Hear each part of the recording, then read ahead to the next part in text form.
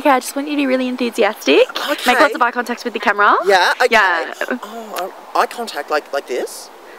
No, you got a little bit more smizing. Much better.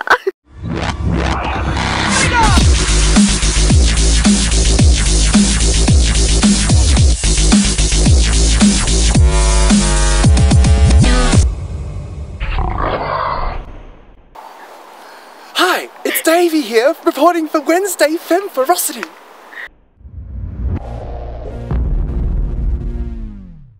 Hi guys, Davey here for Femme Ferocity's Wednesday, and I am here at the foot of Mount Dandenong, and it is so cold today. It's unbelievable. But you know, I said I'd film outside, and so I'm filming outside. So, without further ado, I will address the beautiful creatures of the channel. Thursday, you were a sexy vampire seductress rabbit. How that was so freaking original. I love it. I love it so much. I can imagine like you one of your like greatest moments of your character could be like, you know, like you seducing the president or seducing, you know, someone in high power and manipulating them, you know, like I think that'd just be amazing. Friday, Mean Kitty. I loved your look. I think that if we were all transformed into mutants, I reckon you and Flower would absolutely be like arch enemies, because, you know, Flower's like this, you know, seductress and, you know, this sort of evil rabbit, and then, you know, you're on the other end of the spectrum sort of thinking, you know, like, no, you know, like, I'm gonna catch cheaters and, you know, dodgy bitches and stuff. So I imagine, like, you know, you guys would be like constantly at each other. It'd be really interesting, like, if we were in a team together, see like how that dynamic would play out. So yeah. Saturday, Wonder Tramp. Oh my god, man, you are amazing. I can't believe how much glitter you used on your eyes. That was incredible. I loved it. And, you know, like the little diamante here that matched up here, like that was cool. Very, very nice touch. I love that your power was telekinesis as well, because I think... Someone coming? No? Good. But no, I love that your power was telekinesis. It's, yeah, it's something I imagine everyone would want, but no one really picked yet, so I think that's a really good fit for you as well. So, yeah, really cool. Also, people keep walking past, it's really awkward.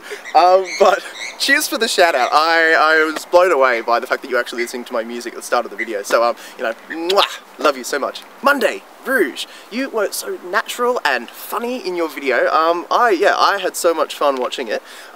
It was, it was amazing, and your outfit was incredible too. Kudos for shooting out in the daytime, you know, outside, because I completely understand what you mean. It's, you know, drag queens shouldn't be out in the daylight because, well, first of all, it's motherfucking cold out here. Second, well, I don't have a second. I found it really interesting where you lived as well, because I sort of live in a similar sort of area.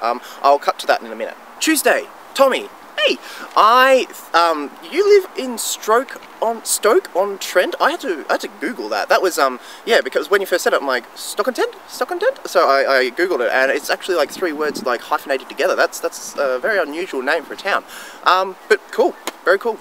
I like that you are also optimistic about where you lived as well, despite, you know, referring to it as the hood. You know, it's, yeah, I like that you have such a sunny disposition about the place, because where I live, I'm not so much in the optimistic side of the fence.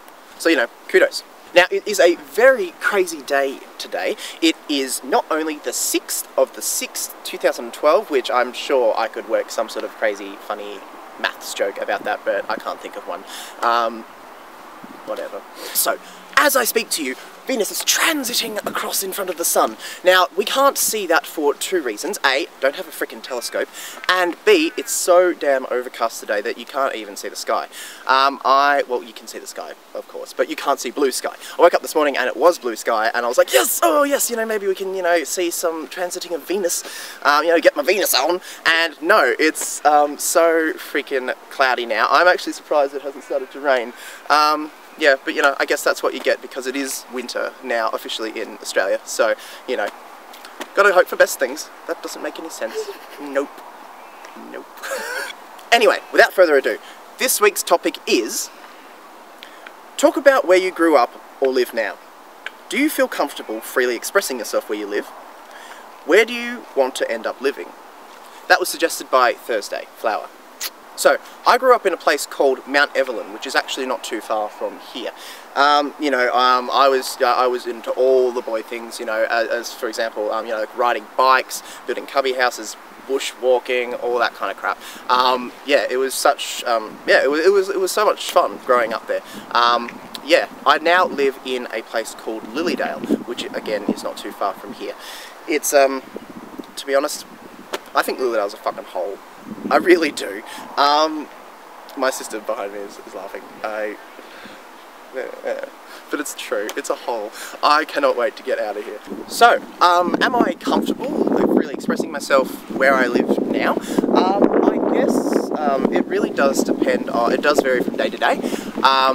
You know, because I mean, I get shit every day, you know, where I work, whenever I go out or whatever. It's yeah, you know, you get your comments and your shit every day, and I find if I'm well rested and I'm feeling confident, you know, nothing can fucking touch me, you know. Fucking, I'm on a whole other level to that shit. But say if I'm having one of those days where I'm just tired or cranky, or maybe I just want to go to the shops, I just want to get in and get out, you know. I just, you know, those little things really just seem so much more amplified. So I guess really, in a short answer is no. I'm not completely comfortable freely expressing myself where I live. I totally feel like it's going to rain. You know, I wish there was a place out there where, you know, the way I look was not such a big deal, you know, and it didn't attract so many stares and comments. For example, you know, like London in the 60s, or New York in the 80s. For one example I actually can think of is I'm a big fan of a performer who's now dead, unfortunately. His name was Klaus Nomi, and he lived in the East Village in New York, and I mean, you should Google Klaus Nomi. He is absolutely incredible. I mean, he used to wear like these plastic sort of like tuxedos that had these enormous bow ties, and this whole space alien persona about him, and his performances, because he was a singer. Yeah, and it was so theatrical and amazing, and the fact that he could just, you know, live and exist in that world amongst other creatives and it not be such a big deal. I think that's an absolutely amazing thing. Actually, when I went to Europe last year, and I think subconsciously, I think I was sort of searching for a place that matched that description and matched that whole idea of the place where you can be accepted, you know. And the two places that I found most appealing to myself were when I was in London, Camden Town, which is it's a big sort of punk area, and there was just like, I mean, the shopping there was just, oh my god, amazing. Just you know, there was just streets and streets of just like, you know, people selling like hair dyes of all insane colours, and everything had studs and leather, and you know, it was just so like, it was very alternative, and I just felt so I guess I felt very at home there. Another place would be Berlin, Germany. I again felt like it wasn't such a big deal to dress a little crazier there.